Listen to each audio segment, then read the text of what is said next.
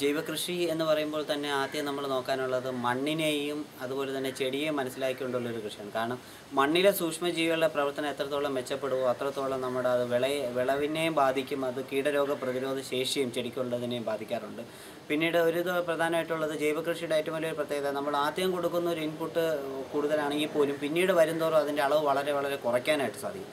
സാധാരണ രാസകൃഷിയിൽ ചെയ്യുകയാണെന്നുണ്ടെങ്കിൽ നമ്മൾ ഓരോ പ്രാവശ്യം പോകുന്തോറും വളങ്ങളുടെ അളവ് കൂട്ടേണ്ടി വരുന്നുണ്ട്.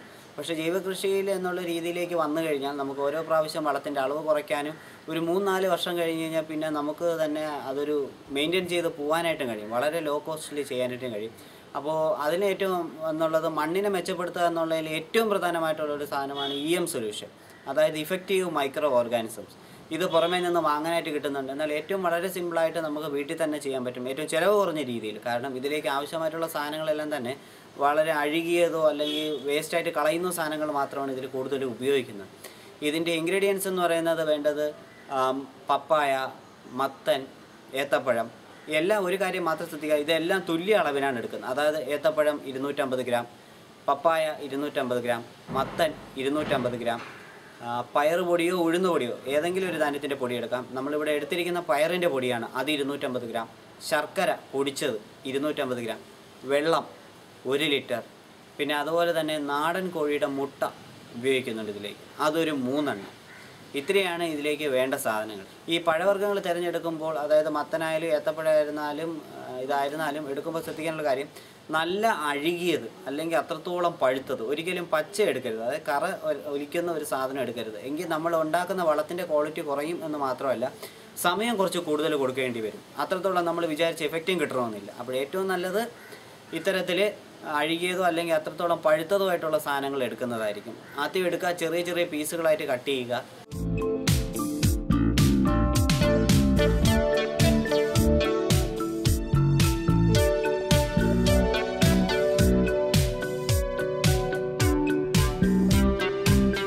അപ്പോൾ അതിനകത്ത് ഇപ്പോൾ ഏത്തൻ്റെ എന്താണെങ്കിലും കുരു ഉൾപ്പെടെ നമുക്കതിൽ ഉപയോഗിക്കാം, തോട് ഉൾപ്പെടെ ഒന്നും മാറ്റിക്കളയേണ്ട ആവശ്യമില്ല. രണ്ടാമത് മത്തൻ ഇതുപോലെ ചെറിയ കഷ്ണങ്ങളായിട്ട് കട്ട് ചെയ്തിട്ടിട്ട് അതിനെ നമുക്ക് എയർ ടൈറ്റാക്കി വയ്ക്കാനായിട്ട് ഒരു പ്ലാസ്റ്റിക് പാത്രം എടുക്കാം. പ്ലാസ്റ്റിക് പാത്രത്തിനകത്ത് ഇതിനെ ഇട്ട് വയ്ക്കുക. ഇട്ടതിന് ശേഷം നമ്മൾ നേരത്തെ പറഞ്ഞതുപോലെ 1 ലിറ്റർ വെള്ളം എടുക്കുക. ഈ 1 ലിറ്റർ വെള്ളത്തിൽ നേരത്തെ തയ്യാറാക്കി വെച്ചിരിക്കുന്ന 250 ഗ്രാം ശർക്കര ഉണ്ടാവും. ഈ ശർക്കരയും കൂടെ ഇതിലിട്ട് നല്ലോണം ഇളക്കുക, ഒരു പാനീയമാക്കി മാറ്റുക. എന്നിട്ട് ഇതിനെ ഈ പച്ചക്കറികൾ നമ്മൾ കട്ട് ചെയ്ത് വെച്ചിരിക്കുന്ന പഴവർഗ്ഗങ്ങളിലും പച്ചക്കറിയിലേക്ക് ഒഴിച്ചു കൊടുക്കുക. ഒഴിച്ച് നല്ലോണം ഇളക്കിയിട്ട് ഇതിലേക്ക് 250 ഗ്രാം പയർ പൊടിയും കൂടെ ചേർത്ത് നല്ലവണ്ണം ഇളക്കുക. നല്ല ഇളക്കി മിക്സ് ചെയ്യുക. മിക്സ് ചെയ്തതിന് ശേഷം ശ്രദ്ധിക്കാനുള്ള കാര്യം, പിന്നീട് ഇതിനൊന്നും ചെയ്യാൻ പാടില്ല. അപ്പോൾ നാടൻ കോഴി മുട്ട എടുത്ത് വെച്ചിട്ടുണ്ട്, അത് 3 വശത്തായിട്ട് പൊട്ടിച്ചൊഴിക്കുക. നാടൻ കോഴിമുട്ട പൊട്ടിച്ചൊഴിക്കുന്നതിൻ്റെ പ്രാധാന്യം എന്ന് പറയുന്നത്, ഇത് എന്ന് പറഞ്ഞ ഒരു മൈക്രോബിയൽ ഓർഗാനിസംസ്, അതായത് സൂക്ഷ്മജീവികളുടെ ഒരു ആവാസ വ്യവസ്ഥയെന്ന് വേണമെങ്കിൽ പറയാൻ കഴിയും. കാരണം പുറത്തുനിന്ന് മറ്റ് സൂക്ഷ്മജീവികൾ അകത്ത് വരാതെ ഇതിൽ നിന്നും ഉണ്ടാകുന്ന സൂക്ഷ്മജീവികൾക്ക് വളരാനുള്ള ഒരു സാഹചര്യം ഒരുക്കി കൊടുക്കുകയാണ് മുട്ടയുടെ പ്രധാനമായിട്ടുള്ള ലക്ഷ്യം. കാരണം മുട്ടയിലെ പാട ഉള്ളത് കൊണ്ട് തന്നെ മറ്റ് ജീവികൾ ഇതിലേക്ക് അകത്തേക്ക് കടക്കില്ല. അതിനു വേണ്ടിയിട്ടാണ് ചെയ്യുന്നത്.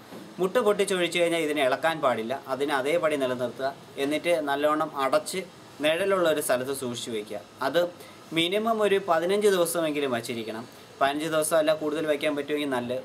ഇപ്പോൾ ഇതൊരു എത്ര ദിവസം വച്ചിരിക്കണം എന്ന് പറയുന്നതിൻ്റെ തോതെന്ന് പറയുന്നത്, നമ്മൾ കിട്ടുന്ന വസ്തുക്കൾ അത്രത്തോളം അഴുകിയതോ അല്ലെങ്കിൽ അത്രത്തോളം പഴുത്തതോ ആണെന്നുണ്ടെങ്കിൽ നമുക്ക് 15 ദിവസം കൊണ്ട് തന്നെ തയ്യാറാവും. പക്ഷേ നമ്മൾ എടുക്കുന്ന സാധനങ്ങൾ കുറച്ച് പച്ചയാണ് അല്ലെങ്കിൽ പഴുത്ത് തുടങ്ങുന്നേ ഉള്ളൂ എന്നുണ്ടെങ്കിൽ ഈ 15 എന്നുള്ള ചിലപ്പോൾ ഒരു 18 20 ആവാൻ ചാൻസ് ഉണ്ട്. എന്നാലും നമ്മൾ പറയുന്ന കണക്കനുസരിച്ച് മിനിമം 15 ദിവസമെങ്കിലും വച്ചിരിക്കുക. 15 ദിവസത്തിന് ശേഷം ഇതിനെ നേരത്തെ പറഞ്ഞതുപോലെ അരിച്ചെടുത്ത് സൂക്ഷിച്ച് വയ്ക്കാം. ഇത് 3 മാസം നമുക്ക് സൂക്ഷിച്ച് വയ്ക്കാനായിട്ട് കഴിയും.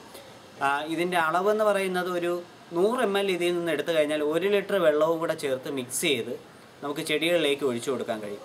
ഇത് ഏറ്റവും നല്ലത് ചെടികളിൽ നിന്ന് അപേക്ഷിച്ച് മണ്ണിലേക്കാണ്. അതായത് ഇപ്പോൾ നമുക്ക് പച്ചക്കറി നടാൻ നാളെ താല്പര്യമുണ്ട്, നാളെ നമ്മൾ പച്ചക്കറി ഇടാൻ ഉദ്ദേശിക്കുന്നുണ്ടെങ്കിൽ ഇന്ന് മണ്ണിൽ നല്ലോണം തളിച്ച് വെള്ളം കൂടെ ചേർത്ത് തളിച്ചു കൊടുത്തിട്ട് പൊതയിട്ട് കൊടുക്കുക. അതായത് സൂര്യപ്രകാശം നേരിൽ മണ്ണിൽ അടിക്കാതിരിക്കാനായിട്ട് ഓല എന്തെങ്കിലും ഇട്ട് ഒരു പൊതയിട്ട് കൊടുക്കുക. ആ സമയത്ത് ഉള്ളൊരു ഉപയോഗം മണ്ണിലെ മറ്റ് സൂക്ഷ്മജീവികളുമായിട്ട് പ്രവർത്തിക്കാനും മണ്ണിലെ നമ്മൾ ഇട്ട് കൊടുക്കുന്ന വളവുമായിട്ട് പ്രവർത്തിച്ചിട്ട് മണ്ണിലെ ഒരു ആവാസ വ്യവസ്ഥ നല്ലോണം മെയിൻറ്റെയിൻ ചെയ്യാനായിട്ട് സാധിക്കും ഒരു ദിവസം ഇത്രയും കിട്ടുന്ന സമയത്ത്. പിറ്റേ ദിവസം ചെടികൾ നട്ടു കൊടുത്തു കഴിഞ്ഞാൽ നല്ല ആരോഗ്യത്തോടു കൂടി വരും. ഇത് മറ്റൊരു രീതി ചെയ്യാം. നമ്മൾ വളം ചേർക്കുന്നതിന് മുമ്പായിട്ട് ഈ വളത്തിൻ്റെ കൂട്ടത്തിൽ ഇതും കൂടെ മിക്സ് ചെയ്ത് വച്ച് ഒരു ദിവസം വച്ച് കഴിഞ്ഞാലും ഇതേ ഒരു ഫലം തന്നെ നമുക്ക് കിട്ടാനായിട്ട് സാധിക്കും. ഇത് ഏറ്റവും നല്ലത് മണ്ണിലേക്കാണ് ഉപയോഗിക്കുന്നത്. ചെടികളിനെ അപേക്ഷിച്ച് മണ്ണിലൊഴിക്കാൻ വേണ്ടിയിട്ടാണ് ഇത് പ്രധാനമായിട്ടും ഉണ്ടാക്കുന്നത്.